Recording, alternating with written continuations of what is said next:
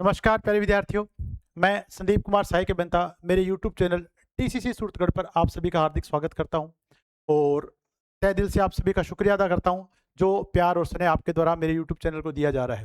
और आगे यही आशा करता हूं कि आप लोग ज़्यादा से ज़्यादा मेरे इस यूट्यूब चैनल को सब्सक्राइब करें और शेयर करें अन्य विद्यार्थियों को भी, क्योंकि आप तो जीवन में सफलता प्राप्त कर चुके हैं। उन विद्यार्थियों के लिए जो जीवन में सफलता प्राप्त करना चाहते हैं, उनके लिए इलेक्ट्रिशियन थ्योरी की क्लासेस मेरे द्वारा निःशुल्क प्रदान की जा रही है।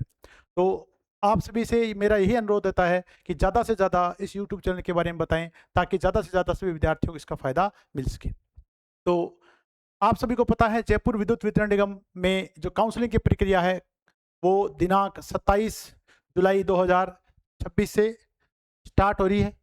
27 जुलाई 2026 से स्टार्ट हो रही है और 30 जुलाई 2026 तक चलने वाली है।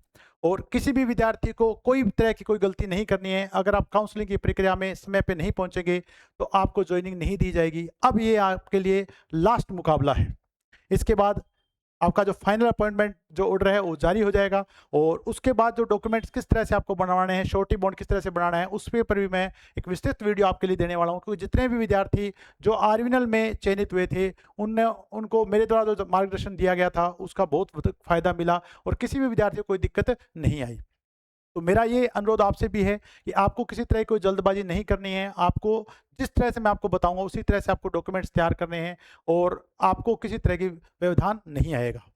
अब अपन बात करते हैं कि जो आपके जो जयपुर विद्युत वितरण निगम है उसकी जो काउंसलिंग प्रक्रिया जारी हो रही है उसके दौरान आपको क्या क्या दस्तावेज लेके जाने हैं।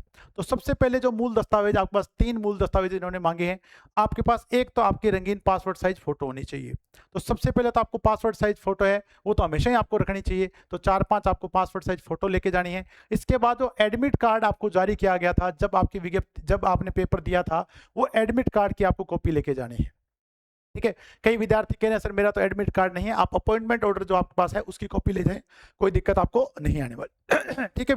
इसके बाद जो तीसरा जो डॉक्यूमेंट है वो आपके पास है वैलिड आपकी आईडी। और आईडी वो होनी चाहिए जिसपे आपके पास क्या है, आपकी फोटो हो। जैसे आपका आधार कार्ड है, आपके पास वोटर आईडी है, आपका लाइसेंस है, जो भी आपके पास जिसपे आपकी फोटो हो, चाहे आपका पैन कार्ड है, वो आपको आईडी लेके जानी है। तो ये आपके पास 3 जो मूल दस्तावेज है आपको लेके पहुंचने हैं। और जो आपका समय अलॉट किया गया है 9 बजे से लेके सुबह 9 बजे से लेके शाम को 6 बजे तक, उस समय पर आपको पहुंचना है। और बिना किसी डर के, किसी भी बात के लिए आपको घबराने की आवश्यकता नहीं है। अब बात करते हैं कि ये जो काउंसलिंग की प्रक्रिया है, अब आपको इस काउंसलिंग की प्रक्रिया में एक जो बहुत ही महत्वपूर्ण बात जो ध्यान रखनी है, वो आपको चयन करना है कि मेरे को पोस्टिंग कहाँ पे लेनी है। बहुत सारे विद्यार्थियों के मेरे पास फोन आए कि सर आप मेरे को इसके बारे में जरूर बताएं, मेरे को जीवन में आगे पढ़ाई करनी है तो मैं किस जो पोस्ट है उसका चयन करूं वहां पे। तो ये वीडियो आप सभी के लिए बहुत महत्वपूर्ण रहने वाला है। मैं आपको वो सब बातें बताने वाला हूं जो आपको पूरे जीवन आपके करियर में काम आने वाली है। कि कौन से ईएन के अंडर आपको ज्वाइन करना है ताकि आपको सुविधा रहेगी, किस तरह का आपका जॉब करियर रहने वाला, आगे किस तरह की आपको तनख्वाह वगैरह मिलने वाली है। ठीक है भी, तो वो आप बातें ध्यान से सुनेंगे।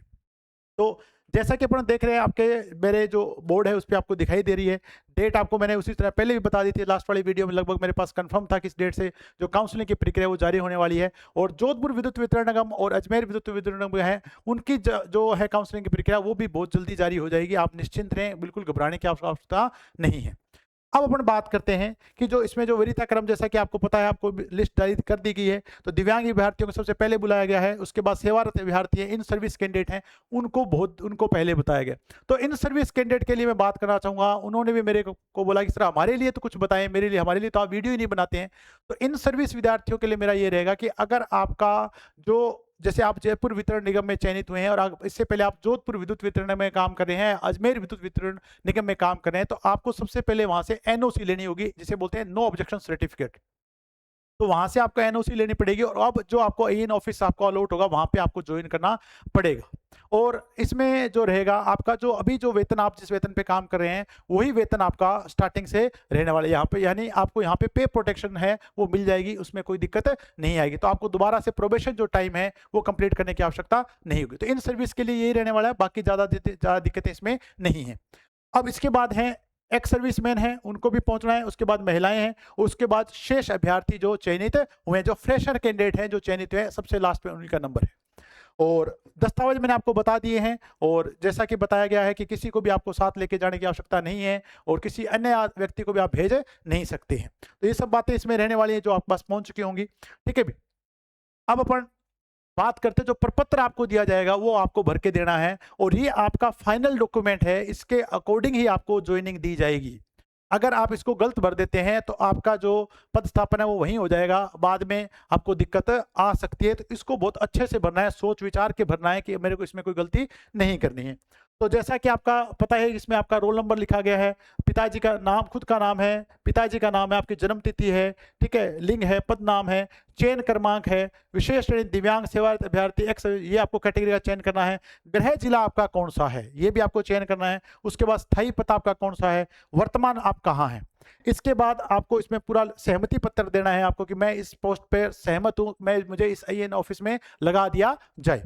तो मेरा आपको नाम लिखना है, जयपुर विद्युत वितरण निगम द्वारा टेक्नीशियन तृतीय के पद पर पदस्थापन हेतु दिनांक, जो आपकी काउंसलिंग की डेट रहने वाली है वो आपको लिखना है यहाँ पे, को आयोजित परामर्श शिविर में निर्धारित प्रकाशित रिक्तियों में से, जो भी निर्धारित आपके पास रिक्तियां होगी उसमें से जो कार्यालय है, ठीक है भाई, यहाँ पे जो कार्यालय होगा वो आपके पास एससी ऑफिस होगा पहले।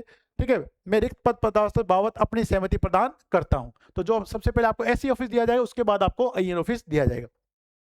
अन्यथा मैं निमित्त को कार्यग्रहण नहीं करने की सूचना उचित माध्यम से प्रस्तुत कर दूंगा या कर दूंगी। ठीक है भी, तो सहमति प्रदान करते हो तो आपके पास क्या ये रहेगा, और अगर आप सहमति प्रदान नहीं करते हो तो इसमें आगे की लाइन लिखी गई है कि मैं निगम को लिखित में कार्यग्रहण नहीं करने की सूचना उचित माध्यम से प्रस्तुत कर दूंगा या कर दूंगा। तो ये आपको फॉर्म उसमें भरना है।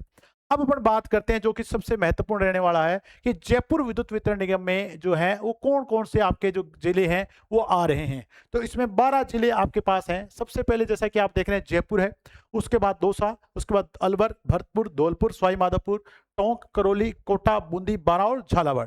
ये आपके 12 जिले हैं जो जयपुर विद्युत वितरण निगम के अंडर में आ रहे हैं। अब इसमें क्या होता है, जितने भी आपके जैसे जयपुर, जितने भी आपके जो जिले हैं उनमें भी आपका ऑफिस होता है, ऐसी ऑफिस होता है। उसके बाद इससे जो संबंधित जो तहसील है, जैसे मान लेते हैं जयपुर है, जयपुर से जो जुड़े जिले हैं, जुड़े जो गांव हैं या तहसील क्षेत्र है, कस्बा क्षेत्र है, वहां पर भी आपके आईएएन के ऑफिस हैं। तो यहाँ पर आपके पास 2 ऑफिस रहते हैं। एक तो होता है आईएएन सिटी, आईएएन सिटी जो आपका सिटी में बैठता है, जिले में बैठता है, और आईएएन रूरल जो आपका ग्रामीण क्षेत्र में बैठता है। तो सबसे पहले आपको 2 बातों का ध्यान रखना है। मान लेते हैं कि किसी विद्यार्थी की जयपुर के पास कोई गांव है बगरू, वहां पर पोस्टिंग, वहां पर वो अपना पदस्थापन चाहता है, तो आपको देखना है कि मेरे को रूरल में पोस्टिंग करवानी है। ठीक है, ताकि आपको दिक्कत नहीं है। तो आपके घर के पास अगर कोई जीएसएस है, 33 केवी का जीएसएस है, तो वहां पर आपको पोस्टिंग दी जा सकती है। आपके जो आईएएन ऑफिस है वहां पर आपको पोस्टिंग दी जा सकती है। अब इसी तरह आपके पास जयपुर जो आपके पास है, जितने भी आपके जो जिले हैं उनमें सिटी ऑफिस भी होंगे, और उसी तरह आपके ग्रामीण क्षेत्र में जो रूरल ऑफिस है वहां पे वो भी होंगे। तो वहां पर भी आप अपने जो है पोस्टिंग ले सकते हो। अब कई विद्यार्थी पूछ रहे हैं कि सर इसमें जैसे अपन बात करते हैं कि आईएएन ओएंडम क्या होता है, इसके बारे में आपको बताना चाहूंगा कि आईएएन ओएंडम क्या होता है। आईएएन ओएंडम, अब यहां देखें, आईएएन ओएंडम का मतलब होता है operation and maintenance, operation and maintenance. अब अगर आप किसी ऑफिस में काम करें, आईएएन ऑफिस के नीचे अगर आप काम कर रहे हैं, तो कोई भी मान लेते हैं कि आपकी जो सप्लाई है उसमें व्यवधान उत्पन्न होता है, तो आपको उसको मरम्मत आपको करनी है जाके। ठीक है, जो भी आपको कनेक्शन करने हैं, बाकी आजकल एफआरटी की टीमें लगा दी गई हैं तो इसमें कोई दिक्कत आपको नहीं आती है। तो ऑपरेशन एंड मेंटेनेंस का मतलब है भी कोई भी अगर आपको रख रखाव करना है और आपको प्रचालन करना है वो आपके द्वारा किया जाएगा। तो एक तो होता है आईएएन ओएंडम।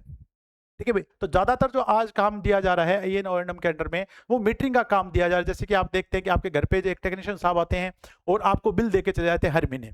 तो जैसे मीटरिंग का काम आ रहा है, बाकी जैसे मीटर लगाने का काम आ रहा है, कनेक्शंस का काम आ रहा है, वो सारे इसके अंडर में किए जाते हैं। तो ये आपका सिटी ऑफिस में भी हो सकता है और आपके ग्रामीण क्षेत्र में भी हो सकता है। अब इसके बाद बात करते हैं अपन, एक ऑफिस दिया जाता है जिसे बोलते हैं INHTM, INHTM। अगर मैं जयपुर जिले की बात करना चाहूंगा तो जयपुर जिले में INSTM के 35 विभाग है, 35 हैं। INSTM 35, यानी यहां पर आपके पास 5 एक्शन ऑफिस है, 7 एक्शन ऑफिस हैं, और प्रत्येक एक्शन के नीचे 7 आईएएन काम कर रहे हैं। अब इसका मतलब क्या है INSTM का, तो आपने पढ़ा होगा high tension, high tension, maintenance, high tension maintenance. अब आपको पता है कि यहाँ पर जो आपके पास आती जो लाइन आती है वो 33 केवी से लेके 11 केवी तक की जो लाइनें हैं वो आपके पास आने वाली है। तो अगर कोई भी विद्यार्थी है, अभ्यर्थी है जो चाहता है कि मेरे को तो तैयारी करनी है और एक फिक्स टाइम पर ऑफिस में जाना है, तो आप यहाँ पर INSTM के अंडर अपने आप को जो है पदस्थापित करवा सकते हो अगर आपके अंक अच्छे हैं तो।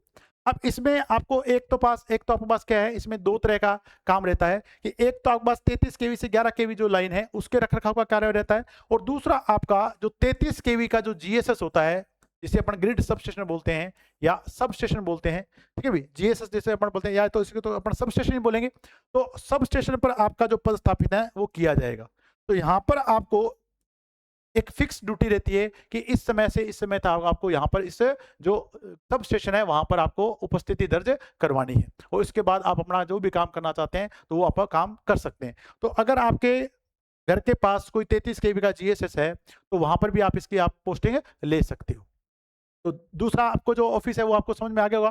पहला मैंने बताया INONM, तो इसके अंडर में जितने भी आपके कनेक्शन वगैरह रहेंगे, मीटरिंग के काम है वो इसी के अंडर में रहेंगे। ये आपका सिटी और रूरल दोनों होते हैं, सिटी में भी रहता है और रूरल भी रहता है, ग्रामीण भी रहता है, ठीक है भी। तो आपके लिए मैं ग्रामीण लिख देता हूं ताकि आपको दिक्कत ना आए, सिटी और ग्रामीण दोनों रहते हैं, ठीक है। तो जैसा आपको अच्छा लगे, अगर आपको जिला मुख्यालय पे पोस्टिंग करवानी है तो आप IN सिटी के अंदर करवाएं, और अगर आपको रूरल में करवानी है तो आप रूरल में करवा सकते हैं। आपके जो अंक हैं उसके आधार पर जो ये पोस्टिंग मिलेगी। और हाई टेंशन STM का मैंने बता दिया, ये बड़े जिलों में रहेगा, जैसे जयपुर है, कोटा है, वहां पर आपको ये मिलेगा, ठीक है। ये आपके ग्रामीण में नहीं होता है। तो इसमें आपके पास 33 केवी से 11 केवी की लाइन का मरम्मत करनी है, रख रखाव करना है, या 33 केवी की जो सब स्टेशन है वहां पर आपको पदस्थापित कर दिया जाए। अब जैसे कि मैंने आपको बताया कि जैसे कि मान लेते हैं कि जयपुर में INONM है।